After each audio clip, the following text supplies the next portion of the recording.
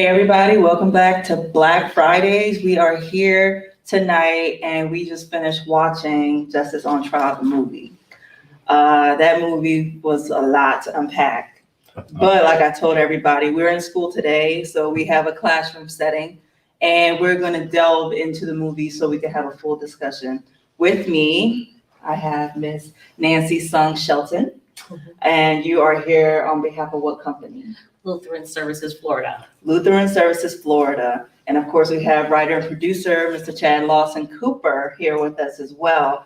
And we're gonna have a special guest. We're working to get her on here. We have Asia Diamond, who is one of the jurors in here. And I mean, she was snapping it back at them. So I enjoyed it. Asia Diamond we've been chatting a little bit online, and I appreciate the cast that you had. Thank you. We ain't gonna talk about it. There was a lot. When I get my phone, I have my notes, and I told the audience to have their own notes as well. So I want to start with Nancy, so you can tell us what you do, and then we're gonna move to Mr. Lawson so that we can see what the comparison and everything, because we really want to get into the movie, but I want to give you an opportunity to talk to the guests. Well, what do I do? I'm a mother. Mm-hmm. I'm a mother of 3 Black sons that I'm extremely proud of. I am an activist.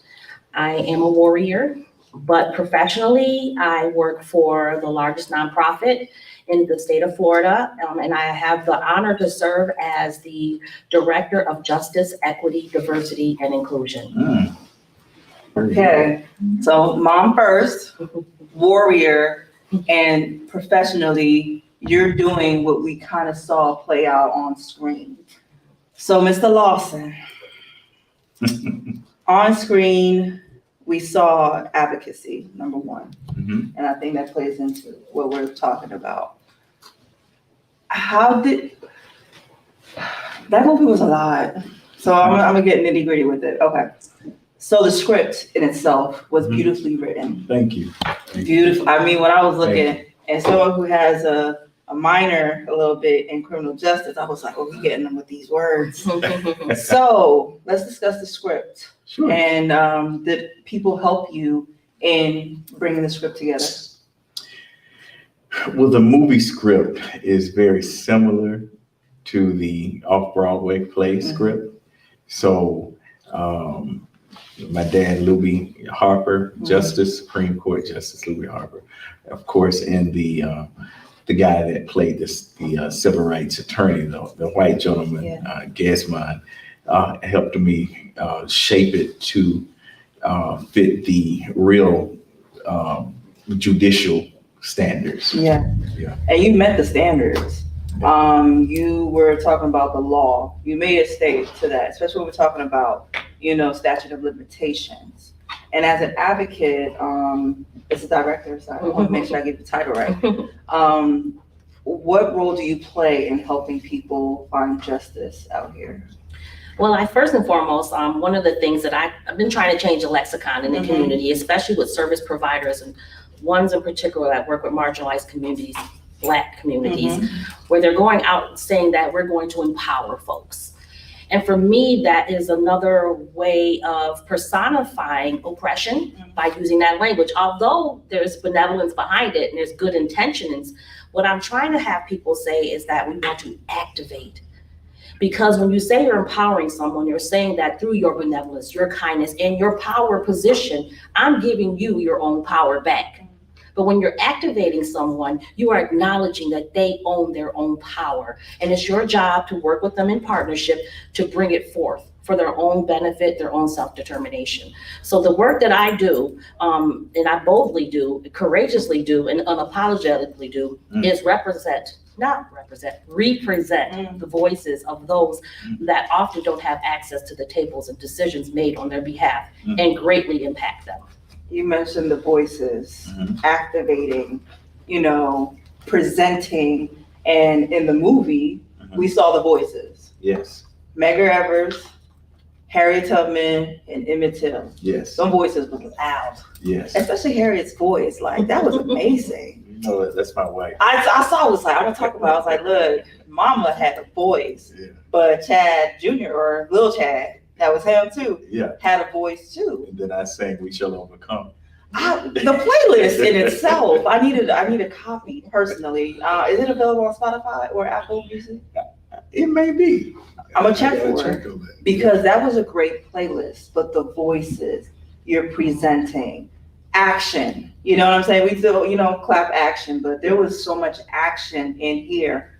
Let's discuss that. Like, where did this come from? Like, I know we talked about the story and I know where it came from, but just the power to do this. Well, I think I know it was a God-given assignment, and the selection to pick out of the thousands and millions of people that could have been picked, to pick those three. I felt that Harriet represented the slave era, and I felt that Emmett Till represented the ongoing atrocities that we yet deal with. He is every Trayvon Martin and George Floyd.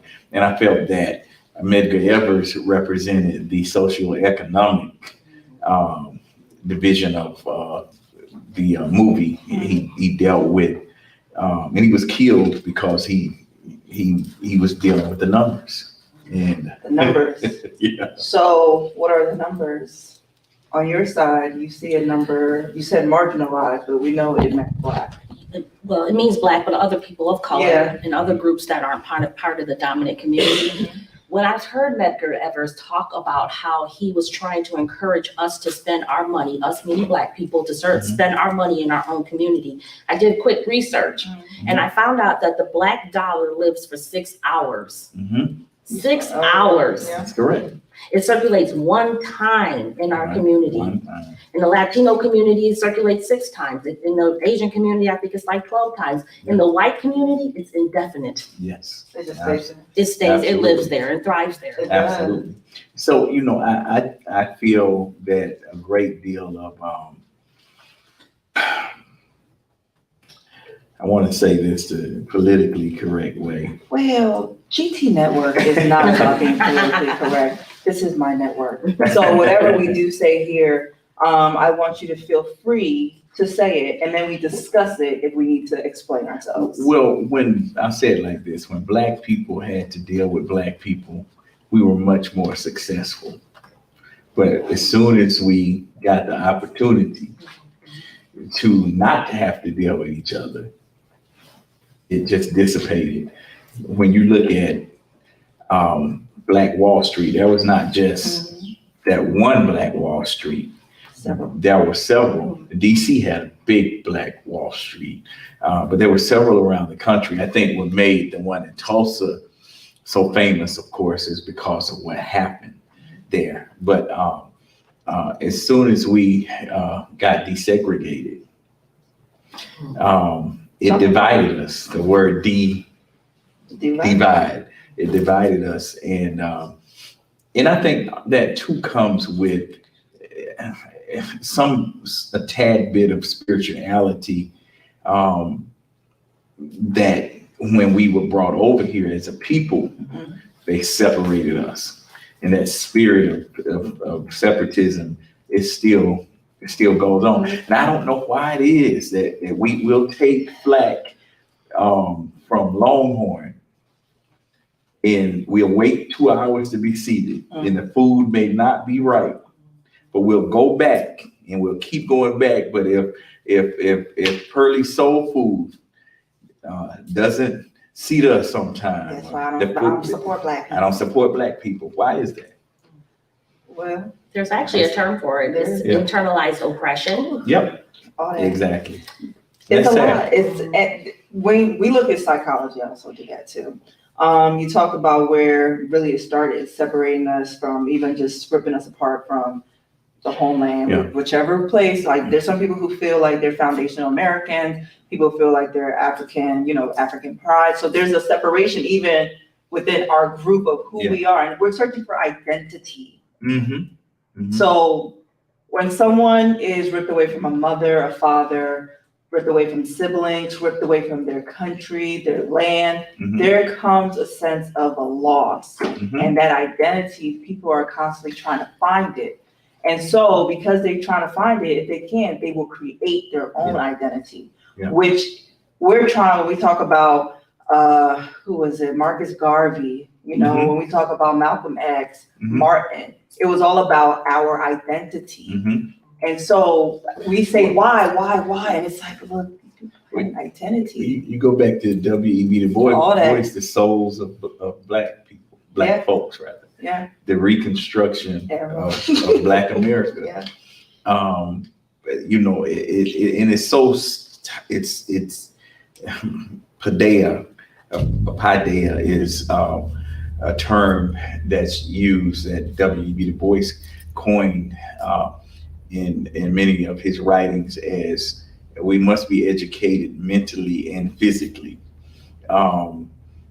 And what we are missing, I think, in our community, and what's hurting us is it's definitely tied to, it's a spiritual thing. I don't know about you, but when I look at even how the hurricanes come every season, they all come from the same pathway of the Atlantic slave trade. And they come to America and they destruct because the ancestors are not happy. They're not happy with this division. They're not happy the way we have more opportunity than any generation. But we're so divided. And that goes back to the old adage that a house divided cannot stand. It can. We sometimes become our worst enemy. Well, we know, of course, we are at times, right? And then we'll blame each other, and it's like, let's look at the history of the situation. So I want to take a pause. I want to bring on, go to the trailer. We're going to go to the trailer one last time. Well, we're going to keep bringing it back up, actually. We're going to go to the trailer. So watch the trailer again, and we'll be right back. I can't read lips. RJ kept something. RJ has to get. After 400 years of slavery, Jim Crow, segregation, African Americans are suing the U.S. Department of Justice for reparations and damages. Let's deliberate these facts. Now, the Justice Department is against African Americans. The amount could be in the several trillions of dollars. The United States does not look kindly upon individuals who do such acts. And as I sat here, I realized he is Trayvon Martin, and Trayvon Martin is him. Yes, Your Honor. I'd like to bring in Alita Ross, AKA Harriet Tubman. You're supposed to be iconic time travel witnesses. Over the past 400 years of denying people a fair hearing. Unless the government agrees to be sued, it can't be. And guess what? The government does not agree. So case closed.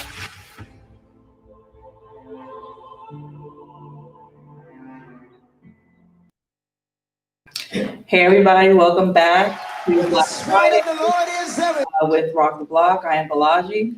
RJ's in the back doing what he do. We have with us here Chad Lawson Cooper, the writer and the director of a great movie that we all need to watch. Okay, that's Justice on Trial, the movie. There is a play as well. Yes. So when we find out the schedule, if it's coming to Tampa, we should bring you to Tampa. Oh yeah, the play is I think we need a play in Tampa. Let's have that discussion. But we also have Miss Nancy Sung Shelton here with us, and Nancy is the director of JEDI, Justice, Equity, Diversity, and Inclusion. Okay, JEDI. We went back to Star Wars. the largest.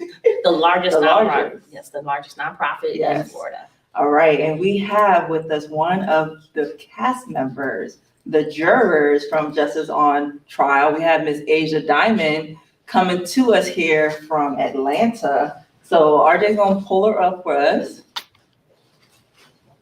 Here she go. Hey. Asia. How are you doing today, Asia? All is well. How are you? Good. First of all, you look beautiful. I love that platinum. Thank you. It blends in with the wall. Can you see it? Hey. But Asia, welcome to our Black Fridays experience. First, please tell us who you are and what role did you play in the movie? Okay. For first, thank you for having me. My name is Asia Diamond. I play Charlotte. I am one of the jurors in Justice on Trial. Charlotte is pro-Black, strong, speaks her mind, doesn't bite her tongue, which is me, who I am on a daily basis. So yes, I'm in Atlanta, Georgia, originally from New York. I'm a professionally trained dancer, actress, and here I am. So thank you, Chad, and thank you guys. Thank you, Asia. Because I was like, hey, RJ, one of the cast members wants to join. He was like, who I say Diamond. So I guess he was on the phone with you like, who's Diamond? I was like, Diamond, that's her name. So what was the experience working together? I'll let Chad go and then I'll talk to you, Asia. Okay, no problem.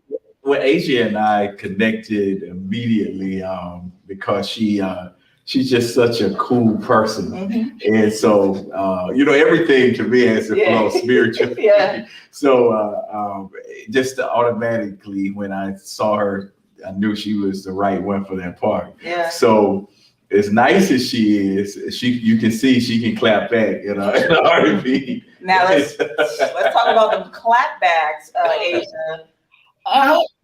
Tell us about that. So I'm from New York, so it's easy to clap back. But the person that I was clapping back to, even though her role was to be a racist person, she was such a sweetheart. So to even talk to her like that, it hurt my feelings because she's not that type of person. But to be an actress, you have to be able to turn that on and turn it off. I will not lie, it was hard because again, she is not who she really is. But then I had to put in my mind, like, act like this is who she really is. And if this was really a white woman talking to you like this, how would you react? And that's how I reacted. And Chad's favorite part is every time I went off on her, that was Chad's favorite part. I go back every time, especially with if I pitch up is on the boat, like, oh my gosh, like we were roommates, like, sleep in peace, like she was a sweetheart. Okay. So with this movie, the cast specifically, how was it with everyone? Because you have the racists that, to identify, three, the attorney. Yeah. What was that to really film that? Because were you shooting multiple days for the jury? What was the experience like that? Of course, shooting a movie takes a series of days. Mm-hmm.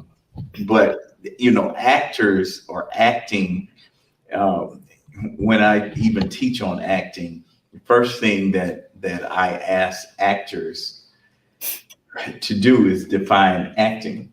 What is acting? Mm-hmm. Acting is lying, pretending to be something that you're not. Mm-hmm. And so I didn't take any of that personally. When you get into a character, you must become that character, and that character is not you. So as a director or a writer or a visionary, because I am an actor too, I'm able to, this is what I want you to do. Yeah. Well, Negro, please. You had them laws back in the 60s. I knew about you marching with Martin Luther King and all of that. Yeah. But you killing black folks. Yeah. No, I don't want to hear that crap. You killing black folks. And every time I ride down East Tampa, I hear all of that hippity hop music and them damn ugly pit bulls hanging out the front seat. You were able to take yourself into those roles. Yeah, that's you get into those roles. So it's my job. It's to pull that out of them. And so a lot of times I'll get actresses and actors that will, no, I can't do this. Well, then you're not a real actor. Because you have to be able to separate who you are and get into a character. Okay. Yeah. I saw myself definitely in the Asia character. I mean, Charlotte's character. Who did you see yourself in, because you actually do this for a living, as far as not the law part, but you do handle a lot of law. Well, we have to be informed, Yeah. to be able to fight. Mhm. I think what it was interesting was a very, very minor role in the movie that it struck me in the very beginning. The young lady was going through the metal detector and she was not allowed to come in. And they said because of the age restriction. And then she was poignantly talking about how she is, this is her story too. That really resonated with me, because if you look in the news, especially here in Florida, we have this whole critical race theory and not being able to tell the truth about American history, which includes Black history, and how we're just trying to sanitize the whole curriculum for kids. And kids are sitting there like, we're being indoctrinated. We're hearing a distilled version of American history. Is keeping us situated in slavery, which our history goes way before slavery. And in fact, we are not slaved, we were enslaved. And so just hearing that the power in that voice and the power of the young people are the ones that were the movement of the Black Lives Matter. Yes. And they're the ones that basically they're fighting for their lives. I mean, so I just wanted that particular moment really, really struck me. I like that. She came in feisty. She Like, and she didn't have a problem telling the bailiff or whoever the security person, like, y'all keeping us out. Like, we should be there. Yes, we're young. I almost wish she would have let her sneak in. I did. I was like, ooh, you gonna let her go inside. But I want to see if anybody from the audience has any questions for Asia, Chad, or Nancy. Nancy. I was about to say something. That's my name too. That's my name too. I was about to say something. But does anybody from the audience have any questions specifically right now, so we can continue the dialogue? So first, everybody in the audience, can y'all wave? Because everybody. Now you can see yourself. She sat up. She was like, "Hey." Anybody have any questions? Well, I have a question. What was the inspiration behind the movie for you? Well, the inspiration for me was living a lifetime as a Black male that I grew up in the South, in a small town. I live in New York now, but I grew up in a small town called Quincy, Florida. And the sister back like, yeah. I-10 and Highway 90 and all of that. And growing up in a impoverished house that I want to say impoverished, but technically impoverished, single parent home, in dealing with a mother that was mulatto, that I saw racism on both sides, especially more so from Black people, because she didn't identify herself as being white by any means, but it's some of the Black people, oh, you think you white.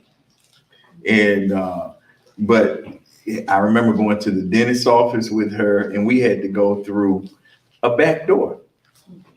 And I'm like, well, why do we have to go through a back door? Because that's where Black people go. We couldn't go around the front. So growing up like that, and then having, grew up in a Black school, public school system, and then going to an HBCU, FAMU, it was a collaboration of things, and then being a Black man in business. So leading up to the day that Philando Castile was murdered, I was in the DMV, which is the Washington, D.C. area. And I was at a restaurant and my phone blinged, and I saw where Philando Castile had been murdered by a white cop.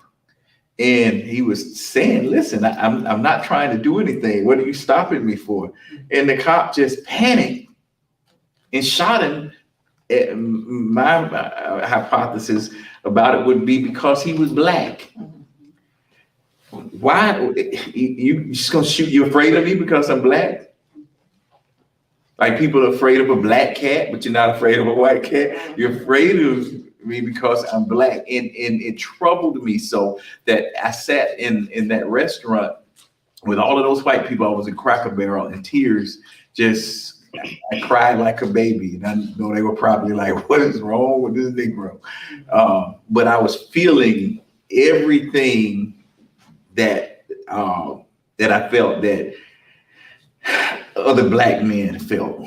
as they saw this guy shot in front of his child and fiance.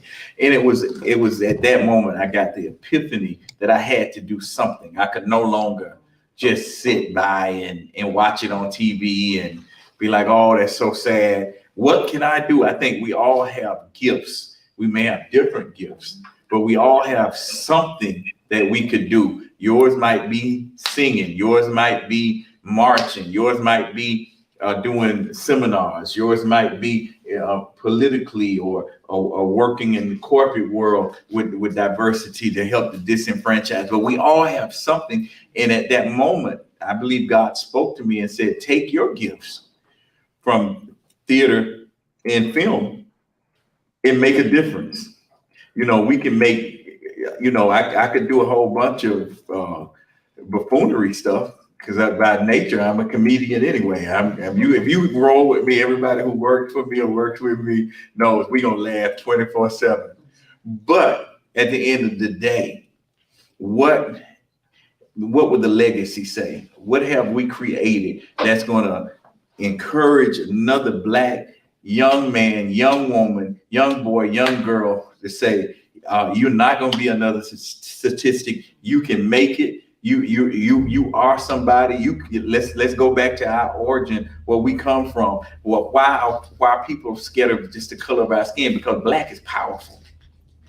We're powerful people, and just to be able to put that type of product on film or on stage, and see people all over the country as we toured with the Off-Broadway show, to see people sit in their seats and cry, and they laugh, and they cry, and they laugh, and they leave empowered and encouraged, and young people are learning. We're reminded of who we are, because sometimes we can get caught up in the mix. You know, I'm a Black guy that grew up in Quincy that moved to New York, that has a company, a film company, a theater company that overlooks the Statue of Liberty. That's insane. How can you have the audacity to believe that you could do something like that, that you could go to big old New York from Quincy and make a mark that cannot be erased? They could do shows over and over again with people standing outside in the street trying to get in, because of the belief that I have in what I do. I do what I do, not because I'm trying to just entertain people, but I'm trying to help people and educate people. It's not just something, oh, I just want to make movies, I want to do plays. This is a mandate, because it's planting a seed in the earth and a mark that cannot be erased. Next question. There should be a follow-up for that, or anyone.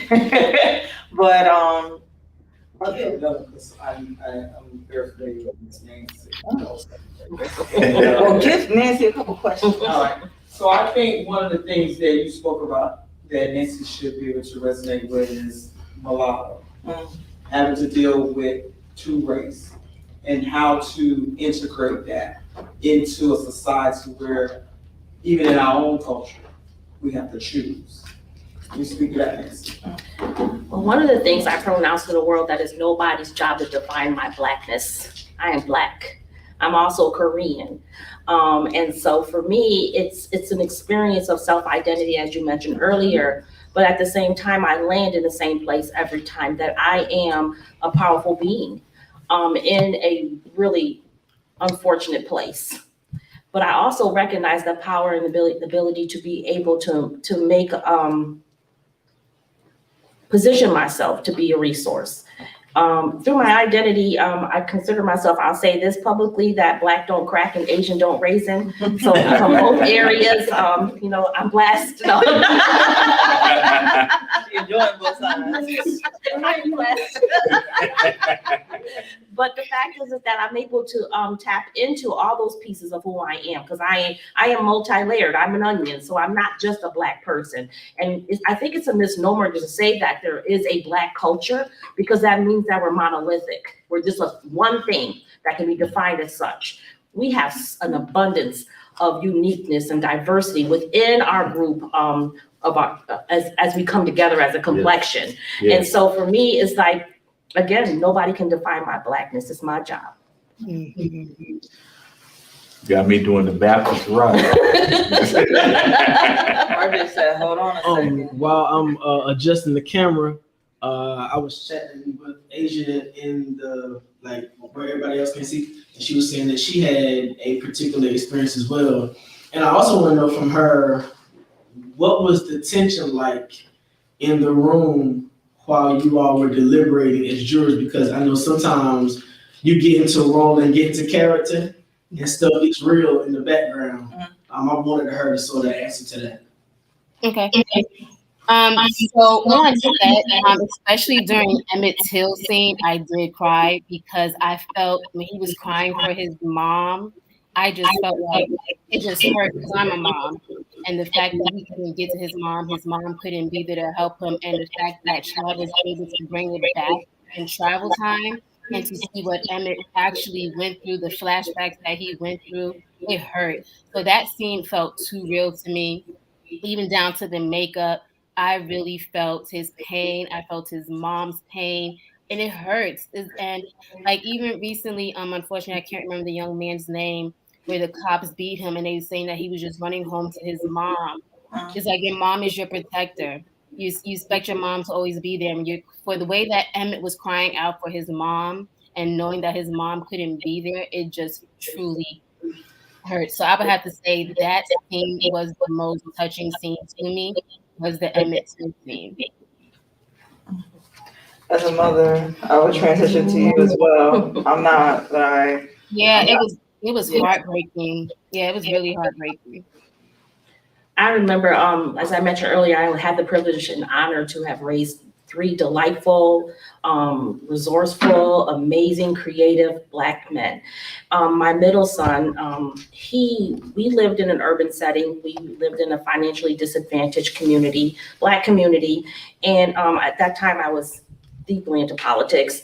But my son was walking down the street, in the middle of the street, which is typically what children do. He was walking down the middle of the street and a police car rolled up to him, and basically the whole conversation about you fit the description. So my son, he knew he was minding his business and he just said, no, that's not me. And he just kept walking. The officer got out the car and was like, son, I'm talking to you, and grabbed my son. Now in the hood, you don't grab on folk. My son yoked himself back up. Like, what's up? That's resisting arrest. So my son ended up getting beat up. Now this is happening right down the street from my house, unbeknownst to me. And my son didn't come home. I'm like, he said he was going to the corner store. Where is he? I don't know what's happening. The next morning, I got a call from the court saying your son is going to be going to court in the morning. Can you please come in? For what? For what? I'm calling the police, putting a missing child thing out. It was too soon. He had just turned 18. He just graduated from high school. Wow. And so when I went to go pick him up, he had bruises all over his face and everything. And he was so distraught. And he's looking at me, Mom. And so gathered my son up, and I was able to take him home, and he started crying. And my son is very, very proud, very, very proud, tall, astute young man. And he just said, Mom, he said, they beat me up. And I said, what happened? And then he told me, they said that I fit the description. But first of all, I felt accosted by them. And he said, Mom, you taught me to always advocate for myself. He said, I was in the midst of an injustice and I was trying to stand up for myself and I got beat up for it. So I had to switch lanes with my son and say, honey, when you're with the police, just get home. Just come home. Yeah. You have to control your voice, answer their questions, don't answer their questions. When you say who your name is and ask for your mom, don't answer additional questions, but comply. And he was like, that is contrary to everything you ever taught me. You telling me to step down as a proud man and let somebody mistreat me like that. And the police officers, was one officer he had beat my son up so bad that he had knocked the tooth out of my son, which my son did not reveal to me till years later. Wow. I think he did that on purpose because we would have been marching in the streets of my hometown. But when I happened to know the police chief at the time, and I told him, I said, your officers need to apologize to my son because he was not the person. And because I was a politician at that time, I had access to documents that the regular citizen could not have access to, which that's another issue. But I was able to get my son off and everything. But when I went into the police chief's office, I brought a community of Black boys with me. He said, Nancy, come on up there, bring your son and everything, we'll talk and everything. And I brought a community of Black boys up there with me. And he was like, oh, you all should be feeling really proud of yourself because you're the first Black boys to come into my office. Now, he was a Black police chief. And I said, don't you ever say that to nobody, because you ought to be ashamed of yourself that you've never had a Black boy come into your office as a Black police chief. And so for me, yeah, we hug our Black sons. Getting home, like, that's a big thing. And you're a father. What's been the conversation with your kids about police interaction? Same thing. We live in a different day. You know, the police are out of control, and they're bullies many times with badges on it. And we see what just happened in Memphis. It's even worse when it's Black on Black. I mean, we get enough of it from the racism, but when we get this badge and we then begin to stereotype our own people, that's a problem. And the same thing, you know, when I heard him calling for his mama, we all call for, you know, I mean, I'm a father. My kids don't know, you know, what it is not to have a father.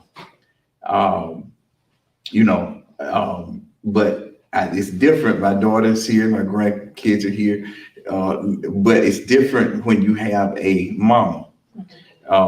I'd be a grown man with my wife riding on a roller coaster and I'm afraid of heights. I'd be like, Mom! You know, it's something about a mother, but it frightens me because if something happened to my kids, I know that it's not going to be nothing. And that's something that the movie A Time to Kill. And I'm telling you right now, if you're not willing to stand for something, you'll fall for anything. If somebody does my kids like that, then I just consider me a prison, because I'm gonna strike back.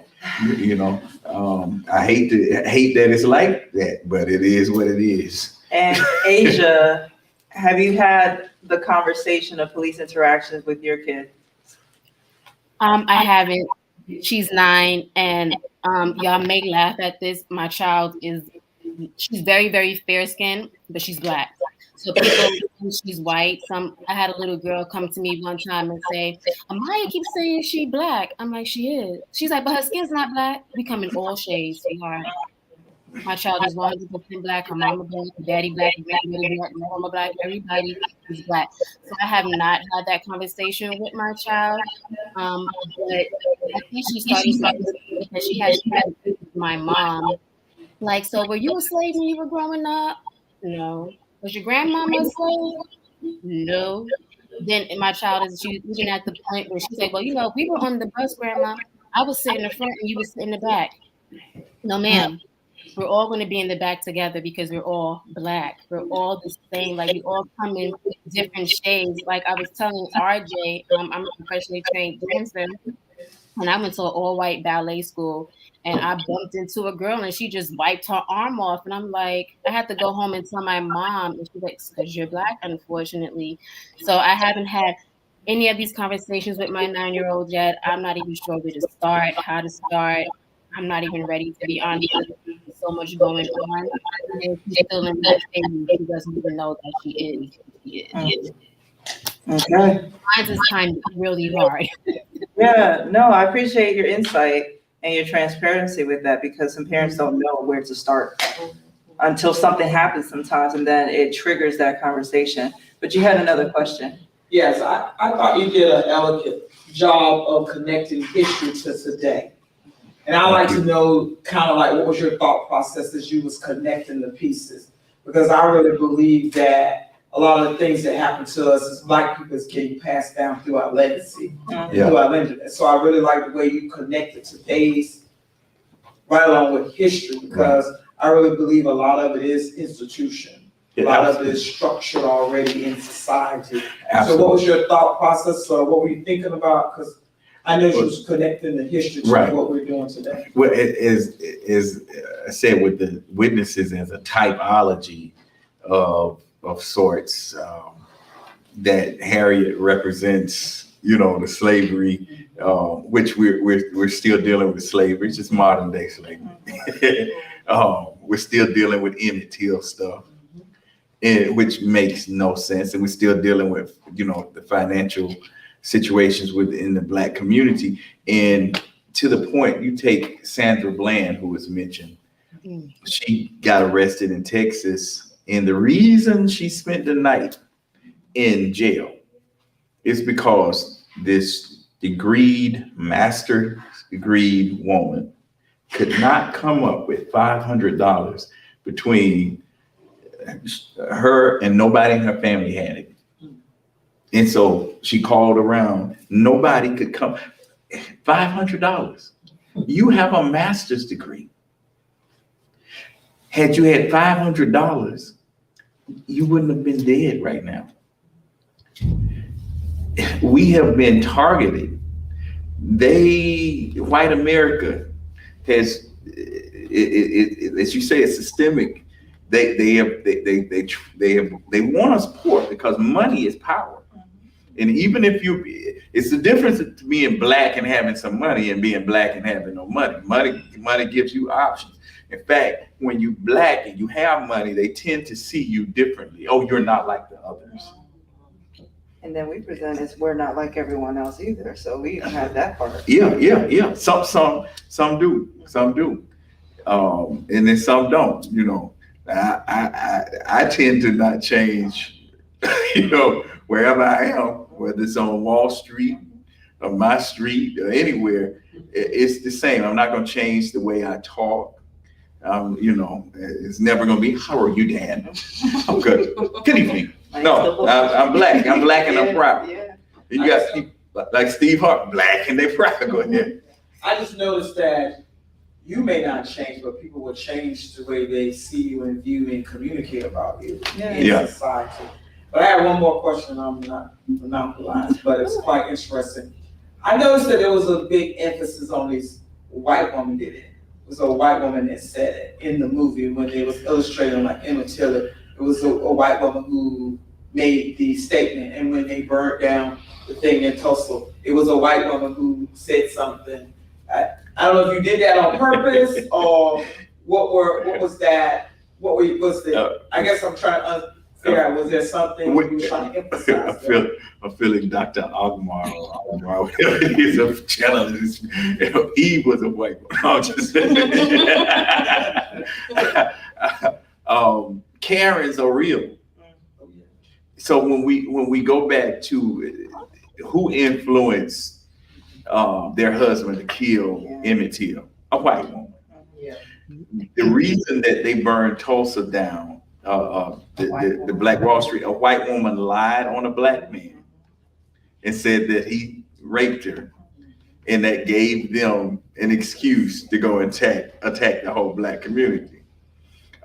We saw that recently in New York, where I live in Central Park, where a white woman was in the park with this guy just walking his dog.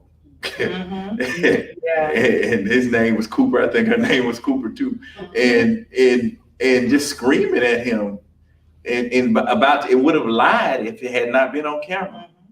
So Karens are real. So we're just identifying that. I think Karens, you know, they fuel that energy that comes from the white male. You know, white women can be something else, and not all white women. But I'm just saying, it's a typology. It's a Karen. So that's why. And when I casted that particular lady, as Asia said, went to a Black. She goes to a Black church. She's deceased now, but she went to a Black church. Probably not a prejudiced bone in her body, but it was her dialect, because I was in Wilmington, Delaware, and when I was casting and she came in, it was supposed to be a white guy that was prejudiced. How you doing, darling? I said, oh no, you got to play that part. You just fit that part, and she nailed it. Now, the woman who took her place takes it even a step higher. We do that. I tell you this scene in the Broadway performance when the black woman gets tired of it to the point where they talk about Obama. She said, "You not gonna talk about President Obama. I talk about whoever I blankety blank want to." She said, "I done had enough of you." She pulls her wig off and she throws it at her. The white woman stands up and she said, "You better sit down. You bet y'all better get her. Y'all better get her because I'll shoot your ass. And I'll never do a day in jail because Ted Cruz is my cousin." The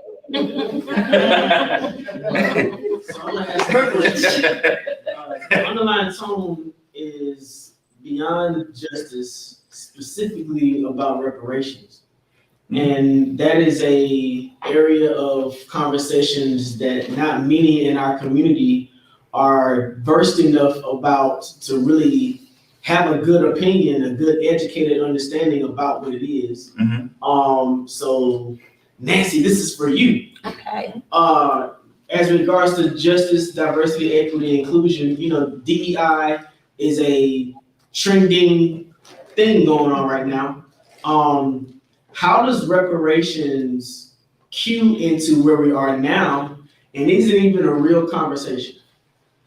Absolutely. I mean, the reason why I know for certain it's a real conversation because we keep having it. I think that when we talk about the idea of justice, justice is about fairness.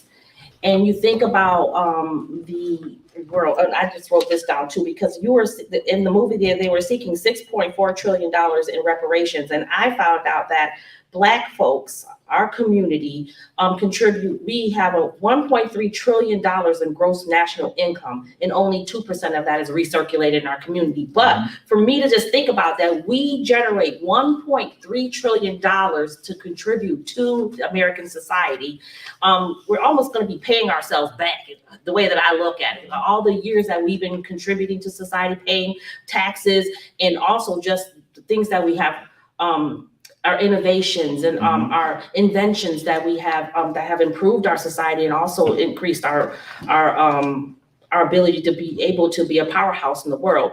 So when I think about connecting it to my work, it really lands in the area of equity. And equity is similar to justice, about fairness. So it's not about everybody getting the same, because a lot of times the dominant group, the white community, the power structure of America says that we want everybody to get the same, because that's their illustration of fairness. But it's also a way to continue to dismantle the Black community, because they know that what he needs and what I need are different. Equity is about people getting what they need to achieve the same outcome as everybody else. So when I take it a step further, the next conversation is about liberation. The liberation is about removing any barrier at all. So it's not just giving you a lift to get over the barrier. Liberation is removing the barrier as a whole. And so when I kind of go out in the community, we talk about we're bridge builders. I'm tired of being a bridge builder. I want to fill the gap that requires us to have a bridge in the first place. Come on now. So I think that when we talk about reparations, it's about filling that gap. May I just add to that? The reparations piece. Reparations is making something that was wrong, or making an effort to make it right.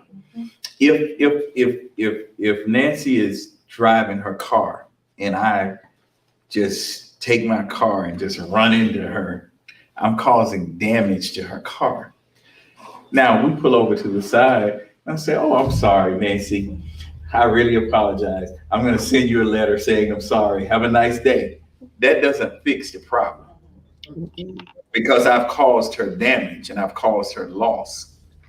So what fixes the problem is my insurance company or myself getting an appraisal of what damages were caused, because there's the damage to the car, and then she may have physical damage.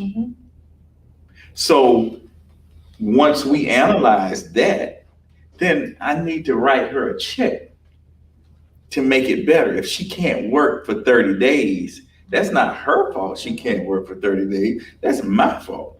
So I need to take care of that and fix her car. So America can't, you're not apologizing because you give us the shortest month, which is my birth month, by the way, but you give us the shortest month out of the year. And then you have President's Day during that time. You have Valentine's Day during that time, and other distractions from that, and say that's Black History Month. Oh, y'all be happy now. We done gave you Black History Month, and stop your whining, because we don't see no Trump holiday, Make America Great Again. But it's covered up under Columbus Day, another racist, tyrant, murderer, liar. That don't let me get on that tangent.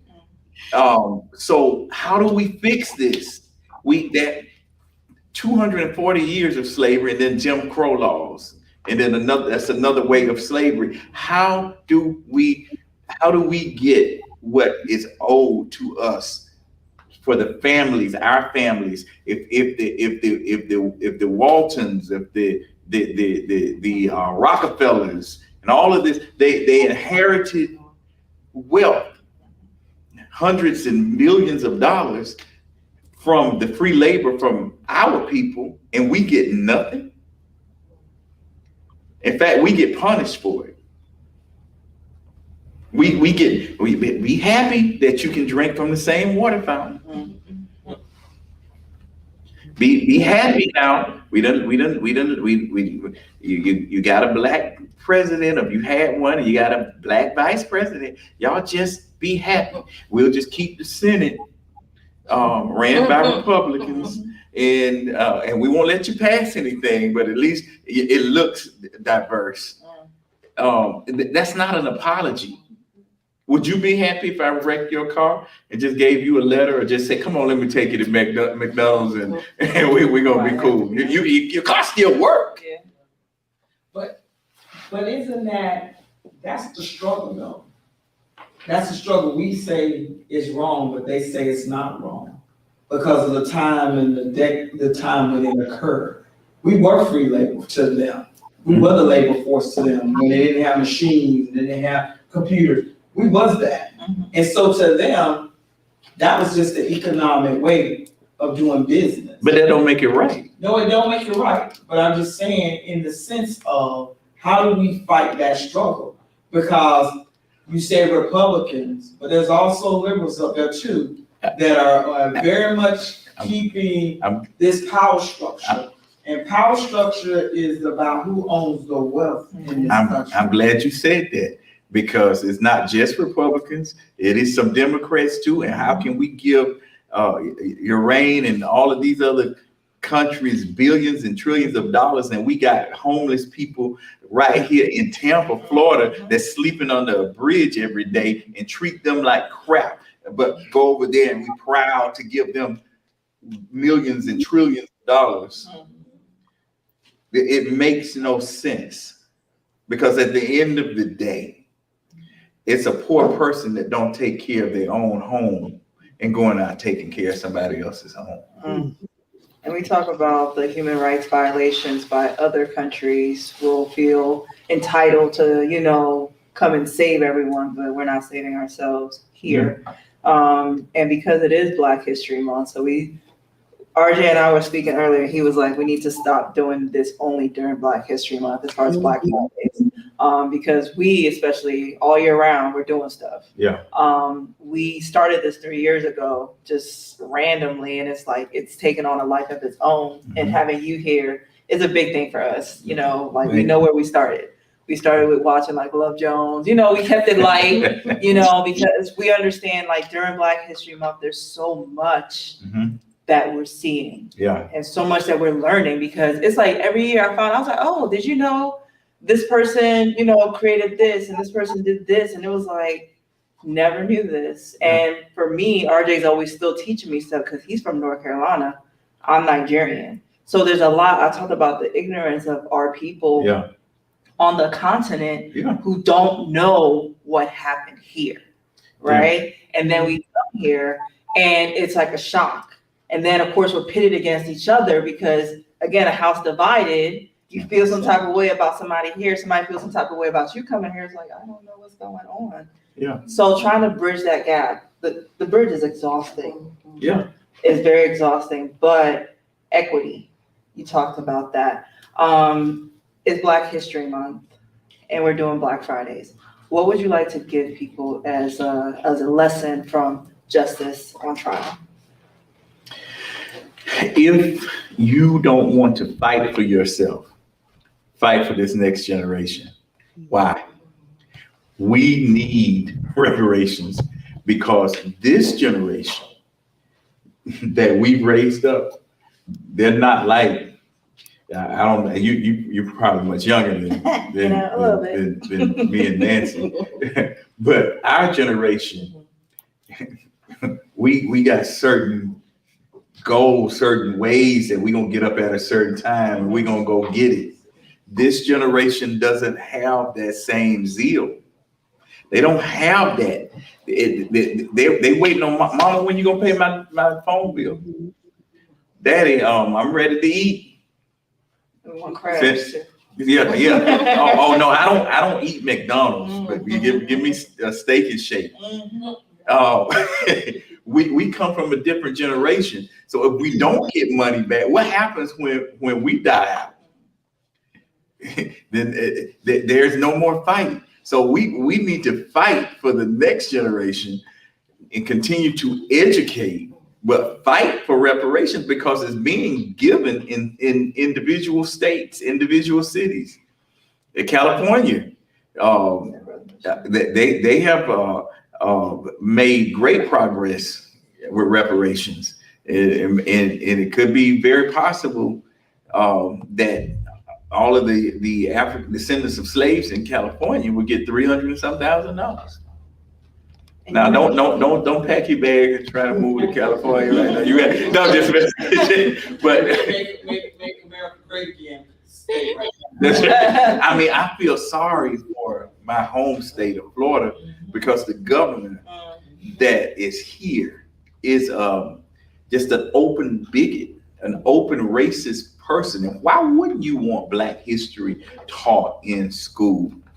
What this history that you're teaching is not real, it's fallacious because there is no American history without Black history. Hello, somebody.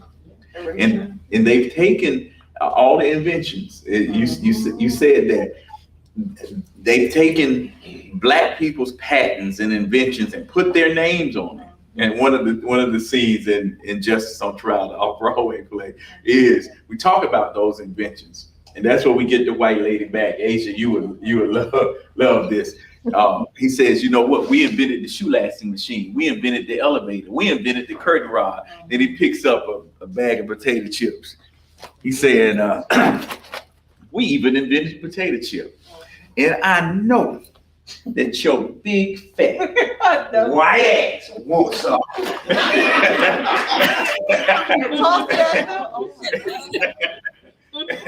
And of course she eats them.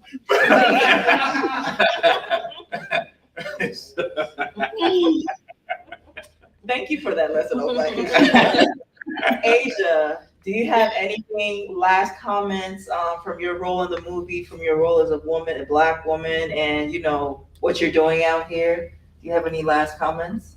I do want to go back to when Chad talked about teaching Black history, teaching the right Black history. Like, why are you teaching my child where the Black people sat on the back of the bus, trying to figure out her complexion? Like, teach the real Black history. Let it, like, it's so different. I don't even know how to explain it, honestly, to put it into words.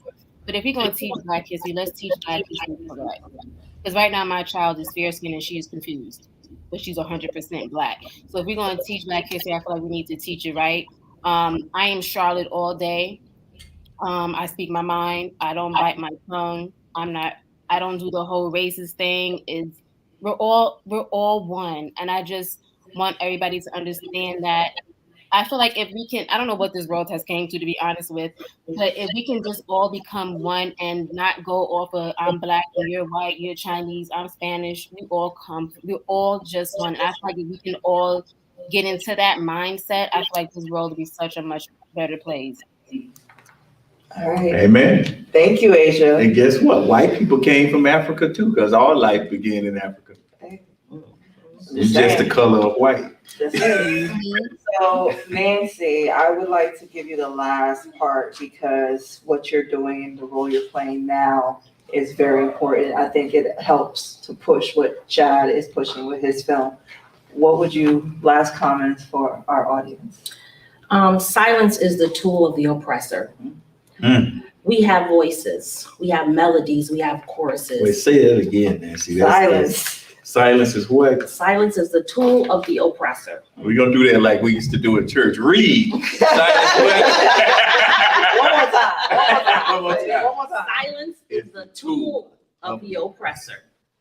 And we are a creative community. And we can tell our stories, and the stories are our responsibility. There's power in the pen, and he who holds the pen holds the power. We need to reclaim our pen. We need to reclaim our stories, and we need to project our voices into the community so that they can see us, hear us, and respect us. And I think that's our responsibility first. Our responsibility first. And we can't sit idly by hoping somebody's going to feel sorry for us. We need to. I mean, there is power in that voice when you're marching down the street. There's power at the pulpit. There's power in the classrooms. There's power in your kitchen, at the table. Tell your stories, project them into the world, and make people see, hear, and respect you. That was good. Thank you, Nancy. All right, I appreciate you. Chad came down here from New York to be with us, so thank you so much for being here. Very well. Thank you so much for writing this film. Chad's family. We got a daughter and son here and grandkids. You know, we appreciate you guys coming. So people can see who y'all is. Wait one more time, everybody. Shout out to our audience, close family and friends. I know people are watching at home on Roku. You're on GT Network, which is on Roku, Amazon Fire TV, Apple TV, and of course, Comcast Big South. Thank you for the work that you're doing. Asia, thank you for being yourself and bringing yourself to that role. I wish I could have been there. When she told me she was in Atlanta, I was like, girl, I wish you had. But thank you all, because this conversation, we want to keep having conversations like this with the kind of movies that you're having, because you said one thing earlier, it's not any buffoonery going on. Right. Got straight to the point. Even though you may be a comedian and everything, there's time to play and a time for seriousness. Absolutely. And this is a serious conversation that we're truly having, but I don't think we've had it as a real community. So you have one thing, son? With the next movie that we're working on like this is the W.E.B. Du Bois movie, The Making of the NAACP. So you'll see a lot of encouraging things with that movie. His grandson actually is in the off-Broadway production. He plays him in off-Broadway production. So we would love for you to bring that to Tampa. Let's make it happen. We will promote it for like a real full-on movie experience. I think we deserve that here as well. So this is GT Network. This is Bolaji with Rock the Block. RJ's back. One more thing. Oh. I want to thank you and RJ for what you're doing, because you guys are really investing into your community, and I think that deserves a applause. I know y'all got a cash out. People that are watching this should sow into this and help support what you all are doing, because you're doing it for this community. We are, and it really is Rock the Block as Reconditioning Our Community. We've been doing this when we started with Super Bowl. We've done a couple different events in the churches and stuff. Juneteenth is coming up, and you're having a Juneteenth movie, so I want to see that one too. But get ready for the 3rd annual Juneteenth Festival coming to Tampa at the stadium where the football happens. They won a Super Bowl, so we're back there again. We're working really hard to make it even bigger. Bring in more people from across the country and outside of the country. We had that going on last year. Awesome. Corporate sponsors, all those things, big vendors. We had over 100 vendors last year. So go to rocktheblock.com, Get ready for Juneteenth. We are the biggest festival for Juneteenth. That's what we claim, and that's what we're working towards. So we thank you all for being here tonight. Check us out on socials, Rock the Block Festivals on socials, but rocktheblock.com. So good night, thank you, and keep watching GT Network. Bye. Good night. Beautiful. Thank you, Asia. You're welcome. Thank you. Yes, thank you guys. Make sure y'all take y'all water with you. I don't want to take anything home. You know.